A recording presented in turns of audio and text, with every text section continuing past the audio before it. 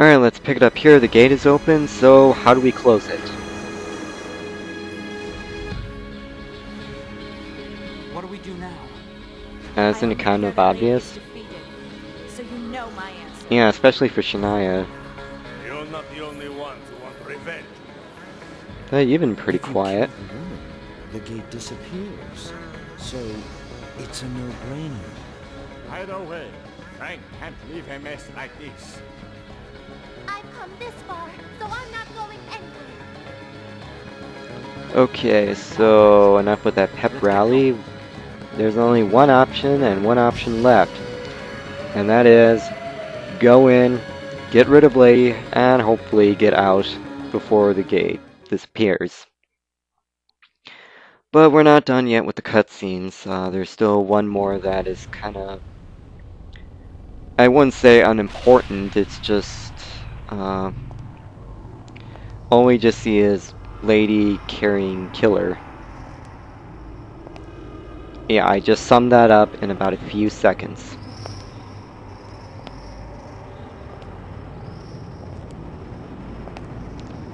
You know, from the looks of this place doesn't exactly look too unpleasant. And that's kind of weird, especially since in Devil May Cry 3, when you go through the demon world, which is supposed to be hell, and it actually looks like, when you get in, it just looks like the gates of paradise for some reason, which doesn't make much sense. Oh well.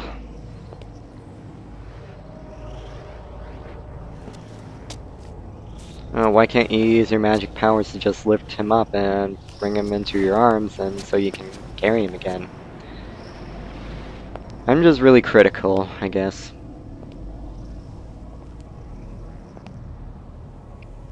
But then again, though this doesn't look very unpleasant, it just looks creepy. Especially with that messed up tree. You're gonna see a lot of those messed up trees.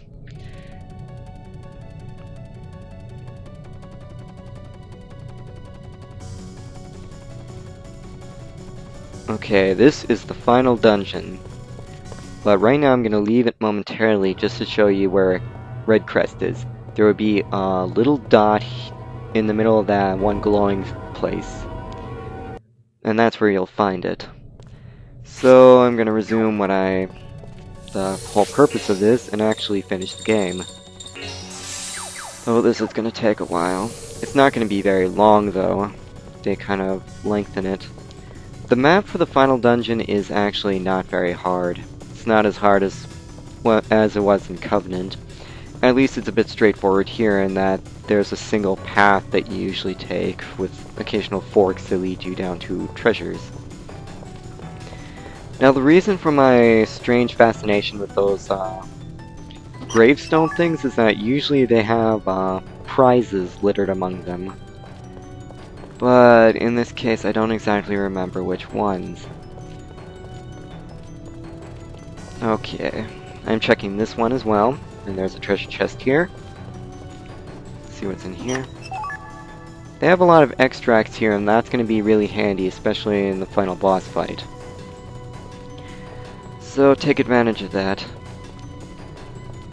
But in this case, use Johnny and photograph the enemies here, because just before once you photograph every enemy except the final boss, you will be able to enter Purgatory, unless of course you start trading all your cards and still have some to spare in your collection. So that way you'll enter Purgatory. And in the case of this playthrough, since I had all the cards very early, I just decided to start the Purgatory playthrough earlier than you normally would. I haven't used Thunderbird in a while. But since these enemies are Earth and they're really weak, I might as well use this anyways. Okay.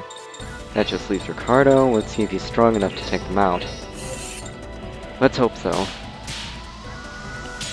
There's actually going to be 6 enemies, and one of them is a very secret one that is very hard to...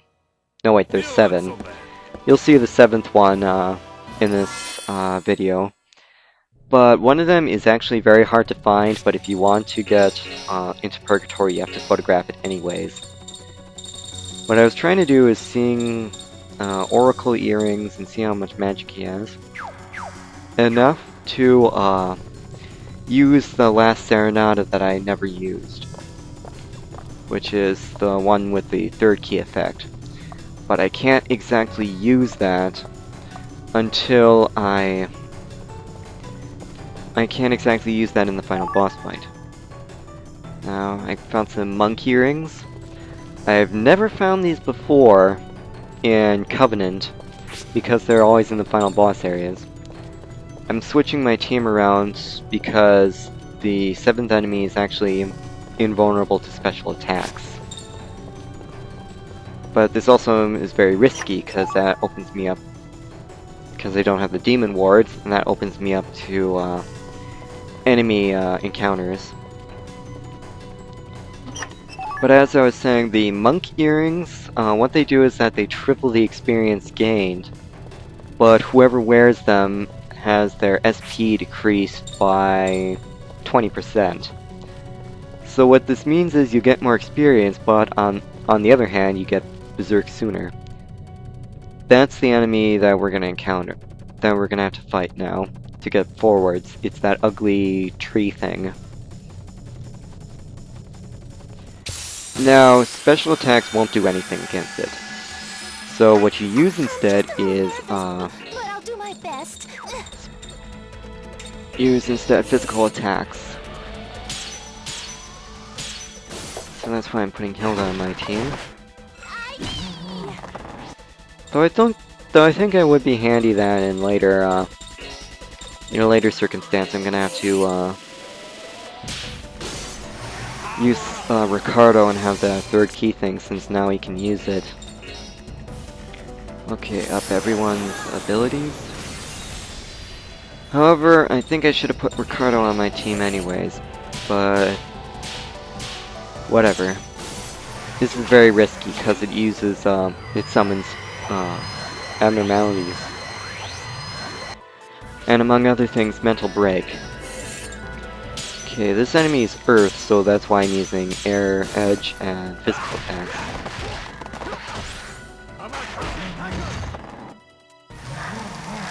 Yeah, it's gonna use Mental Break now.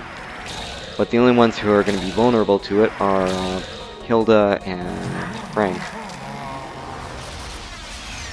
Wow, you're a frickin' idiot. Seriously, they should have figured out by now that it's no good if you pull that off. Pull off Scale Vortex on an enemy that's on the ground.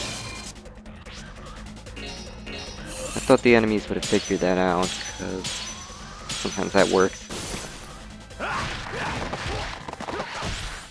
Or maybe it's just desperate. It will actually use an attack called Ivy Bind, which no other enemy uses, but I think it's kind of an analogy to Fury's Earth Attack Thorn in Covenant. Oh, this is gonna be easy. Gotcha. I'm pretty strong, huh? Alright. Now that that's dead, that means that the malice surrounding that one tree hollow is now cleared, so now we can actually... Of course there's something evil in that tree. This whole place is reeking with evil. Again, checking around to see if there's any thing by the gravestones, but I'm not going to have enough time to actually reach the tree. So ultimately, as soon as I see that tower thing, I'm actually going to wrap up here and I will continue